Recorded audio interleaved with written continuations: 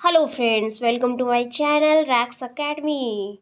Today I am going to discuss use of वॉचवेयर। तो friends, आज हम फुल मोटिवेशनल के साथ पढ़ेंगे वॉचवेयर का प्रयोग, कि वॉच का प्रयोग कहाँ पे करते हैं और वेयर का प्रयोग कहाँ पे करते हैं, और वॉच और वर मीन्स होता क्या है।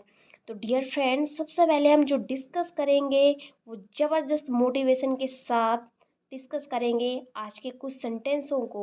तो सेंटेंस हम देख सकते हैं जो एग्जाम्पल में मैंने लिया हुआ है, लेकिन उसके पहले सेंटेंस का प्रोसेस क्या होता है, सेंटेंस बनता कैसे है, हम वो समझ लेते हैं। तो सबसे पहले हम समझेंगे वॉच के बारे में। तो वॉच मीन्स होता क्या है, वॉच का यूज कहाँ पे होता है। तो वॉच मीन्स होता है था, थी, थे। और वॉच का यूज जो होता है वो सिंगुलर नाउन पे होता है। सिंगुलर नाउन कौन कौन से होते हैं, सिंगुलर नाउन क्या होता है, तो आप देख सकते हो ही, सी, इट या किसी व्यक्ति का नाम सिंगुलर नाउन पे आता है। तो हम यहाँ पे देखते हैं कि वाज में अभी तक जो हम आई पढ़ते रहे, आई प्लूरल नाउन पे आता था, बट यहाँ पे आई सिंगुलर नाउन पे आ रहा है। बहुत ही इम्पोर्टेंट पॉइंट है, आई यहाँ पे क्या आ रहा है, सिंगुलर पॉइंट पे। तो यहाँ पे आई के साथ वाच का यूज होता है, आई के साथ वाच का यूज होता है। तो डियर फ्रेंड्स, आज हम समझ लेते हैं कि वाच का जो यूज होता है वो कैसे होता है और सेंटेंसों में हम कैसे अप्लाई करते हैं। तो फर्स्ट ऑफ ऑल हम देखते हैं कि पास्ट टेंस भूतकाल के वाक्यों के लिए वाज वर्ब का यूज करते हैं। एग्जाम्पल के तौर से समझेंगे तो बहुत ही आसानी तरीके से हमें समझ में आ जाते हैं और हमें कभी भूलते भी नहीं हैं। तो सेंटेंस बनाने का जो प्रोसेस है, जिस प्रकार से हम सेंटेंस को बनाते हैं, तो सबसे पहले हम देखते हैं कि इसका जो प्रोसेस क्या है। तो मैंने यहाँ पे लिखा हुआ है कि पहले, सबसे पहले कोई भी सेंटेंस आप बनाते हो तो सबसे पहले सब्जेक्ट आएगा, फिर आपका हेल्पिंग वर्ब आएगा, फिर आपका अगर वर्ब है तो वर्ब आएगा, नहीं तो आपका ऑब्जेक्ट आ जाएगा। और हेल्पिंग वर्ब में अगर आपका सिंगुलर नाउन है तो आपका वाज आ जाएगा, और आपका अगर प्लूरल नाउन है तो आपका वर आ जाएगा। तो अब एग्जाम्पल में हम समझते हैं कि एग्जाम्पल में हमने कुछ पहले वॉच का लिया हुआ है, तो हम वॉच के बारे में समझेंगे कि सबसे पहले यहाँ पे लिखा हमने अकबर एक राजा था। तो अकबर वाज ए किंग।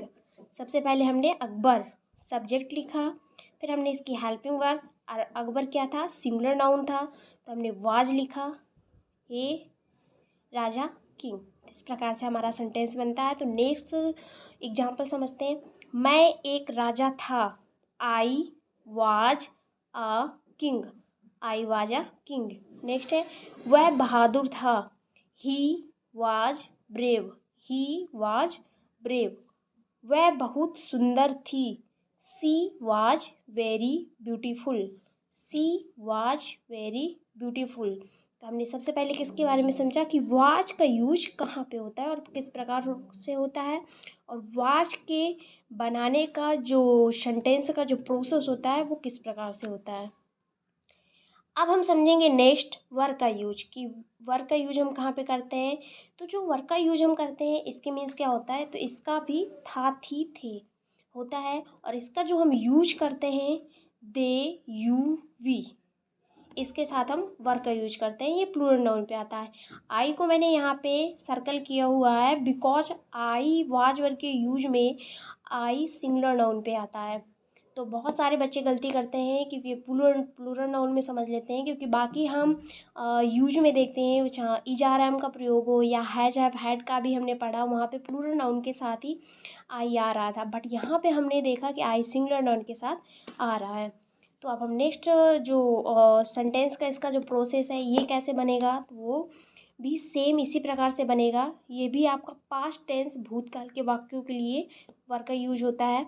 तो सबसे पहले जो सेंटेंस बनाने का प्रोसेस है, हम सबसे पहले सब्जेक्ट बनाते हैं, फिर उसके बाद हेल्पिंग वर्ब आता है, फिर उसके बाद अगर वर्ब है तो वर्ब आ जाएगा, उसके बाद ऑब्जेक्ट आएगा। यानी अगर वर्ब नहीं है तो आपका subject plus helping verb plus complement.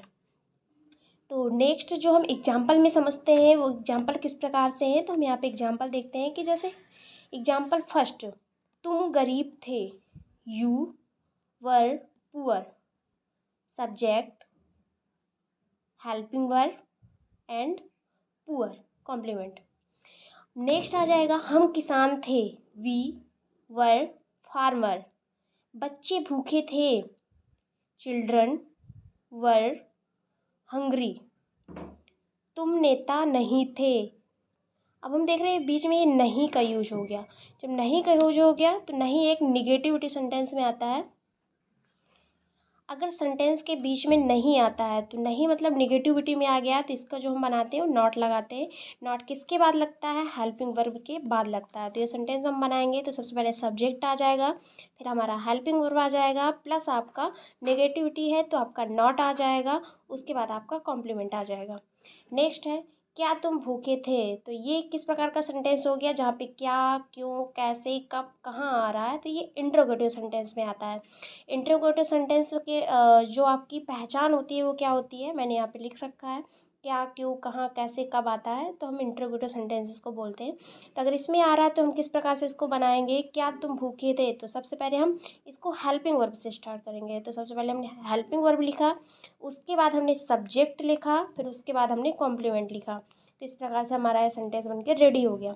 अब हम यहाँ पे देख लेते हैं कि इंटरोगेटिव वर्ब कभी कभी सेंटेंस के बीच में आता है और कभी कभी सेंटेंस के पहले आता है। तो अगर पहले आता है तो हम इस प्रकार से बनाएंगे, अगर बीच में आता है तो हम सबसे पहले उसकी स्पेलिंग बनाएंगे, उसके बाद हम हेल्पिंग वर्ब का यूज करेंगे, फिर उसके बाद हम कॉम्प्लीमेंट का यूज करेंगे। तो फ्रेंड्स आज जो हमने डिस्कस किया, वाज वर्ब का यूज डिस्कस किया, आप लोगों को कैसे लगा कमेंट करके बताइएगा। और सीखते रहिए और जुड़े रहिए मेरे चैनल से, और सभी प्रकार के यूज और नेक्स्ट सेंटेंसों के साथ अपने सारी इंग्लिश को कवर करते हुए आगे बढ़ते रहिए। तो friends like and subscribe to my channel. Thanks for watching this video.